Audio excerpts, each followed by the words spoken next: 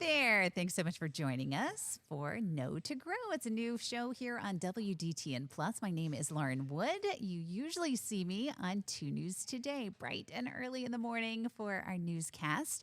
But when I'm not at work, when I'm not here at the station, one of my favorite things to do is hang out in the garden with my kids or on my family's beef cattle farm. So I thought it would be fun to get to know some of our local extension educators. 4-H played a huge role in my life as a child, going to the fair, taking projects. I wasn't fortunate enough to take any animals. My family did not have animals at the time or any space for them. But my husband grew up showing cattle and all of that. And so agriculture has just been a really big part of our life and is a huge part of life for a lot of people here in the Miami Valley. So we want to welcome Savannah Ballweg today. She is our OSU Extension Educator for Preble County, and she's going to answer some questions for us. We're going to take some viewer questions and then also just touch on some topics that are really important right now for gardeners, homesteaders, farmers, things that are really, she's seeing a lot of in the Extension office. So welcome, Savannah. We're so happy to have you with us. First of all, tell us a little bit about yourself. How did you get into this? How did you start doing work with the Extension office? Okay, great. So I have been with OSU Extension since this spring, so I'm pretty new in my role here. My background largely is in plant biology. Did my undergrad at Miami, went to grad school at OSU. I've had other positions in the ODA Department of Agriculture, in a soil and water conservation district, and as a greenhouse manager at a university where I also instructed. So love plants, love agriculture. It's a big part of my life and our surroundings in the Miami Valley for sure. Awesome. Tell me about growing up. Did you grow up on a farm? How did you get into this? I did not grow up on a conventional farm. I am really lucky I got to grow up experimenting with plants though. So whether it be in with ornamentals and landscaping, and also I'm really grateful my grandparents would let me experiment a lot with growing in the garden. I would torture my poor grandpa with having him eat the veggies that I grew and didn't always do the best job with. So from a really young age, I was observing the agriculture all around us and really fascinated by how do you know when something's going to germinate, when it's going to flower, when do you spray this, when do you spray that. I think we're really lucky to grow up around that and be connected with our food systems. A lot of people don't get to see that firsthand. Absolutely. I see it, with my kids. I have a 6-year-old little girl, and she is just absorbing so much right now. She has absolutely loved working in the garden, everything, just watching the whole process from planting to seeing things sprout to figuring out how we take care of our soil. And one of the things that is so different from when I was growing up and, learning things like through 4-H and stuff like that is we're getting so much information online. We're watching YouTube. She loves following, homesteading influencers and things like that. So I know a lot of people now are turning towards YouTube and social media and places like that for information, but we have fantastic resources in every county in Ohio in our extension offices. Tell me a little bit about what you guys do and kind of what is available for people, whether they're just starting or if, they've been doing this for 20 years. Absolutely, yes. So extension within Ohio State University's College of Food, Agricultural, and Environmental Sciences, we are the outreach arm of the university. So we have an office in every county, all 88 counties of the state. And within the program I work in, agriculture and natural resources, we're serving those needs. So in terms of agriculture, we might think of agronomy, row cropping, which really dominates the landscape around here, right? Livestock production, but also horticulture. So there is fruit and vegetable production around here, floriculture, ornamentals, all of that falls under it, whether it be someone who's growing on the commercial scale or whether someone has interest in the plants that they're growing in their yard. It's equally interesting and important to us. In terms of natural resources, thinking of the ecosystems around us, a lot of Ohio used to be woodland, over 90%. We still have a lot of woodland here. Really important to manage that, not just economically, but also for the ecosystem value, right? Prairies, wetlands, acknowledging those systems and stewarding them so that they're around for a long time. I know since 2020, kind of homesteading has really taken off. Right. A lot of food preservation. That's something that my kids and I really got interested in. And, I've been learning from my grandma and my mother-in-law and everything all about canning. Mm. And again, online. But that is another place that you guys really have some fantastic resources for, especially if you want to learn how to do it Mhm. safely, kind of by the book, those tested recipes. Tell me about what is offered through the Extension office when it comes to like learning how to can, things like Mhm. that. That is such an excellent note. So it's awesome. There are so many people getting interested in this now and really taking their food and nutrition into their own hands.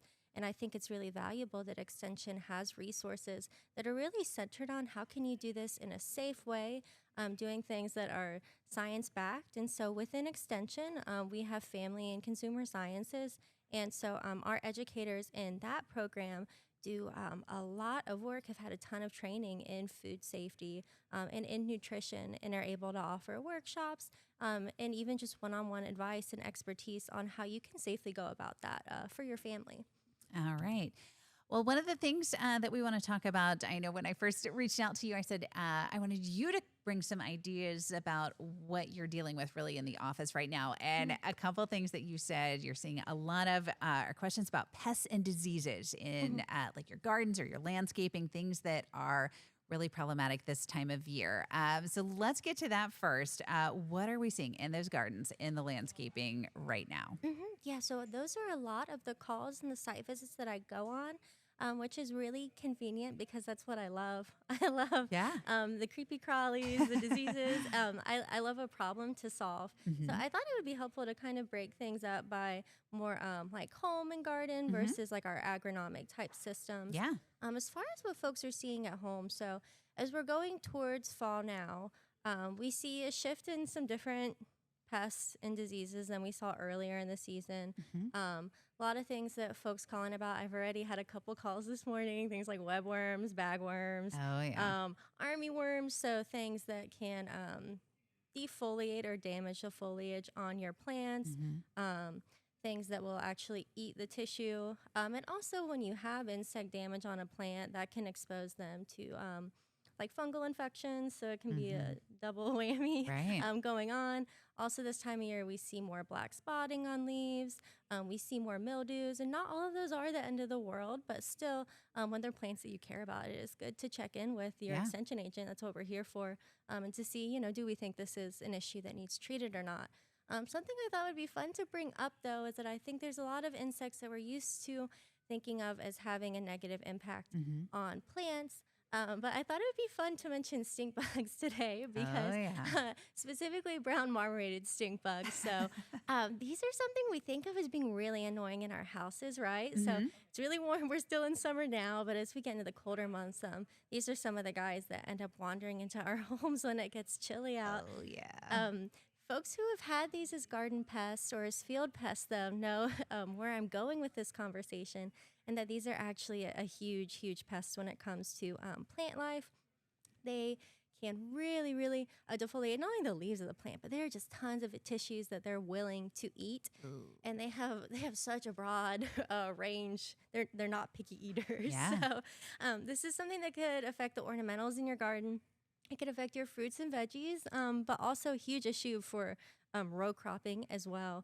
So I thought that might be an interesting one that maybe folks haven't thought to even keep an eye out for. At Yeah. least folks I've talked to, they don't realize necessarily that stink bugs are doing this. Our serious gardeners are going, yeah, I knew they did that. I didn't know. I just knew they were in my house and they make my kids scream. They're kind of so, gross. so what do we do about them if So, we've got a problem? excellent. Number one, how do we know if we have a problem? And then if we do have one, what do we do? Excellent question. So, and it's very possible that you could have a low level of them to the point that they are not damaging your plants, or you could have other species of stink bugs. So, I find this kind of humorous, but there is especially a soldier bug stink bug that will Mhm. actually kill other stink bugs. Oh, wow. So, it's good to OSU has a lot of really good resources on stink bug identification. That's how big of an issue they are. So if this is something you're curious about, ask your extension agent about some of our publications. We have some really cool waterproof guides, and so you can get a little better at IDing them. You Okay. might not have this one. You might have some harmless ones. Okay. But let's say you do have these. Some things that you want to be mindful of is that there are systemic pesticides that are super easy to apply, Hmm. but a lot of them aren't incredibly selective. Okay. So you really need to think about the trade-offs of, is it worth it for me to treat this area? Have they gotten bad enough that it's worth the risk to other beneficial insects that are around? Something I think is interesting, there are traps for them, pheromone traps. So, and you don't have to be a producer or scientist to buy these. You can order them online. So, if you're having a big problem with them, that's something that I would definitely recommend experimenting with. I Hmm. would not put the pheromone trap right by my garden just Hmm. because it lures them in. Oh, And okay. you might have some that don't go directly into the trap, but they are thought to be pretty effective. So, if you're seeing them swarming around, you have so much tissue damage on your plants, you Hmm. have to do something. Before I would do a systemic pesticide where I would have to worry about damage to the other beneficial insects that I like around, I Hmm. would I would be exploring trapping. Okay. And where are we getting these? Do we just Amazon, or is there a certain website that we need to Excellent go to? question. I am not familiar if they are on Amazon. I would not be shocked, Hmm. but they're agricultural retailers that you can buy Okay. them from. Yes, I would not be surprised if they're on Amazon now. That's how it goes, right? All right. So that sounds like a good solution there. And I assume that will kind of help you know if you have a problem too. You're not going to Also, create a that problem with this. You're just going to find right, out if you have a problem. right. Okay. All right. And then the next thing that you said is, when we're talking about more of our larger scale farms, Mhm. uh, the crop portion of this, we're going to talk about tar spot disease. And that has been a big issue this year. I'm so excited to speak about this. I think it's really important to get the word out. So, this is a newer issue that we're dealing with. Farmers around here, when we talk about corn diseases, they're really familiar with rust and leaf spots, things that are around year after year and that we're able to manage fairly well with fungicide applications. Tar spot is another fungal disease that's newer to this region. It was found in Indiana and Illinois in 2015, and it's been moving eastward into Mhm. the state. And this is really the top concern in terms of corn diseases right now is making sure that we're aware of this and prepared. So yeah, that picture shows some of the gnarliness that we're looking at. The Mhm. tar spot is the dark speckling that you see, and also some of the coloration that's almost like a warmer or more cinnamony color. Mhm. We'll also see what folks will refer to as a frog eye spotting. So this is a bit different looking than a lot of the common diseases that we see around here, but this is regardless of whether or not you feel confident IDing it, I would strongly recommend you contact your extension agent because this is something that we are trying to map out. We're super interested in finding out exactly where it is growing as we're deciding how far has it spread, is it persisting year after year, or is it still slowly creeping in? This sounds a little wild to non farmers, but the spores of this fungus actually come in on storms. Oh, wow. And so it sounds a little far out, right? But Mhm. that's how these things move. And so this is a statewide initiative, and we're working on a research project with this, surveying in our counties. Is to decide, okay, is this persisting year after year now, or is this still just slowly creeping in? That data is super important. Mhm. And I think it's really valuable for folks to know. So, how can we be managing our crops to deal with this? First note I would give is that there are hybrids that are more resistant to tar spot. Okay. And so that's something that a discussion you should be having with your seed dealer. That being said, if you live in an area where you and your neighbors, no one's finding any tar spot, there might be some folks resistant to immediately plant a hybrid that's resistant Mhm. because some of those do have slightly lower yields. But at the same time, you're dealing with a huge yield plummet if you do actually have tar spot. So, That's what I was going to say. Is this wiping out entire crops, or what are we talking great about as far as question. the damage? Great question. So, in some areas, and I try not to throw around these numbers to be scary because this does sound a bit intense, but in some areas, it's been seen as much as a 60 bushel per acre reduction. Okay. So, if we were thinking of getting almost 200 bushels, that is a pretty big dent to put Yeah. in your yield. So comparatively, if we're looking at a hybrid that is more resistant, not immune, but resistant to tar spot, and you're saying maybe it's going to be 10 bushels less per acre, Mhm. that doesn't sound great. You don't want any loss, but compared to what you would be dealing with if you had a really serious tar spot infection, it's going to be worth it for people that know they're in an area where it's happening. So, Okay. great to be ahead of this Yeah. and make those plans. So if you see this, is it already too late? Is there anything that can be done to treat, or you just have to plan for next year and do a different variety? Excellent question. So it does respond to fungicides. How well it responds is going to depend on its growth stage, or I should say how it responds, period, is going to depend on its growth stage. So, past couple weeks, we've seen a lot of folks spraying their fungicides. This is a good time in the growing season to spray when we have our tasseling and early soaking Hmm. out. That's a really effective time, not just for this fungus, but a lot of fungal diseases in general. And a lot of those folks aren't just spraying because they know they have tar spot in the area. They're doing that as a preventative measure generally. But that being said, I have heard stories in our area of folks seeing that they have tar spot really late in the season. And at that point, their kernel production is so far along that it's actually not that big of Okay. an issue. The energy has already Yeah. gone to the corn. And so at that point, the foliar damage isn't going to put a massive dent in it. But I would say, in a nutshell, there are things that you can do for this. So it's not something that can't be treated, Yeah. but staying on top of things is important. Do you know offhand what counties we're seeing it in? You said it was kind of moving east. How far Yes. east is it? Already over in Greene County, or are we still talking closer to just Preble County right now? That is an excellent question. I chat a lot with the other educators that are on this far west end of the state. Hmm. That map information is available. I want to say yes, it has reached Okay. Greene County and getting into further over in the state. Okay. There are some counties that we feel it's extremely likely that it is in. It just hasn't necessarily been documented yet. Okay. So Preble is in that situation that it Gotcha. hasn't been documented, but I hear folks talking about it. So I'm Okay. looking. All right. Well, we are going to take a break right now, and we'll be back in just a minute with much more.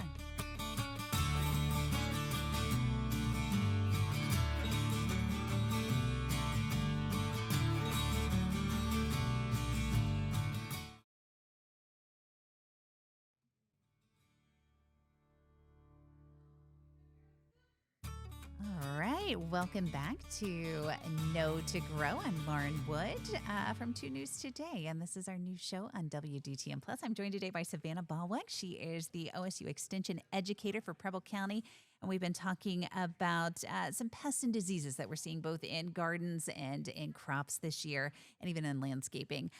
We're going to move on now, though, to what we need to be doing in our gardens as we look toward fall. I'm just kind of on cruise control right now, waiting for things to be ready to harvest. But I know you always have to be thinking a step ahead. So, what should we be planning on just for your average gardener? Mhm.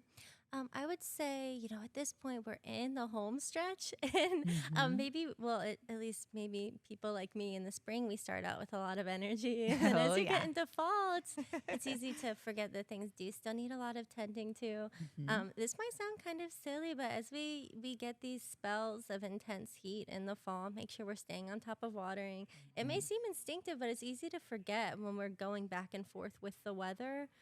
We've had such a wet Yes. summer, and so I know I have to remind myself. It's like, okay, we're getting on a few days here without that Right. big storm, so need to get the hose back out. Absolutely, the back and forth can be hard to adjust to for sure.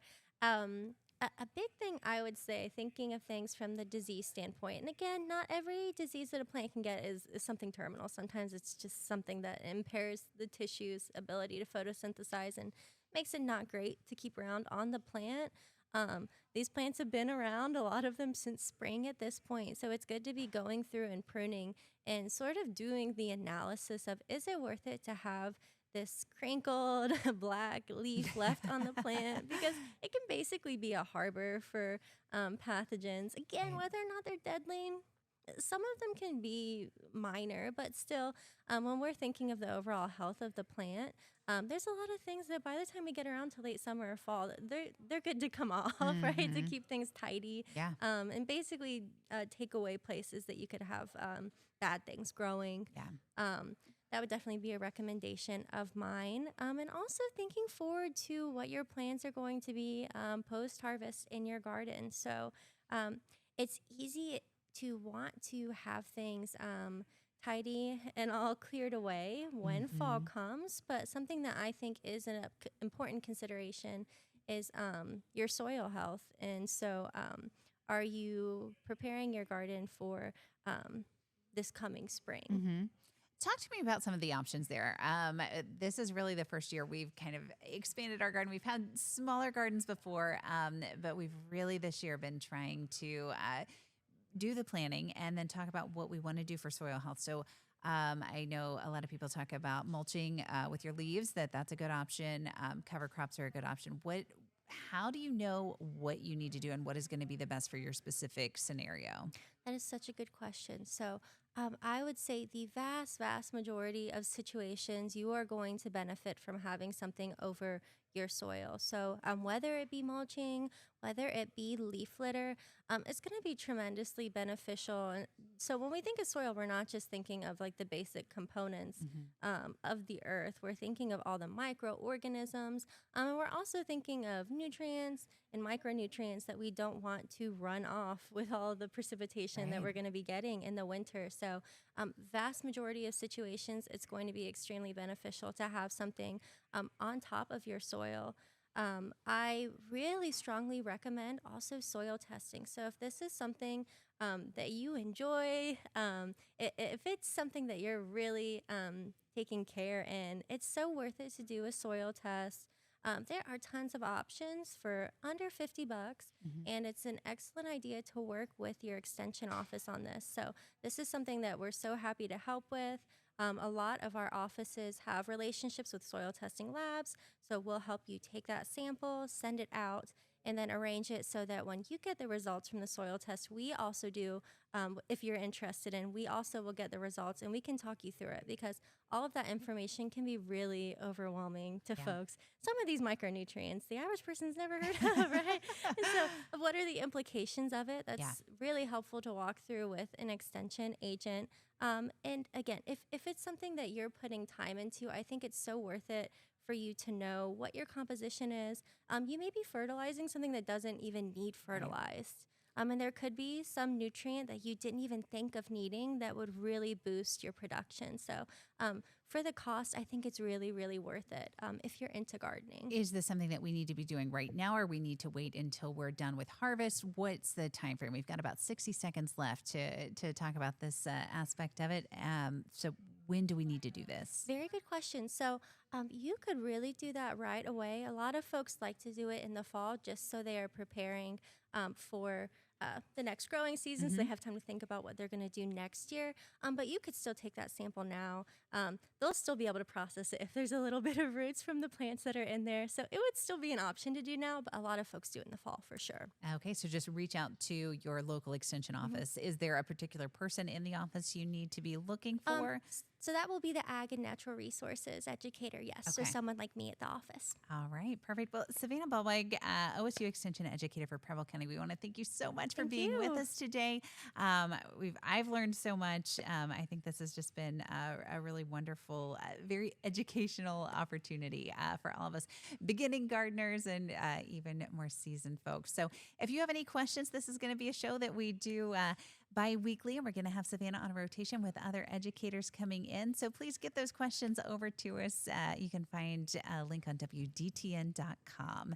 And again, Savannah, we look forward to seeing you again in a few weeks. Thank you. Thank you.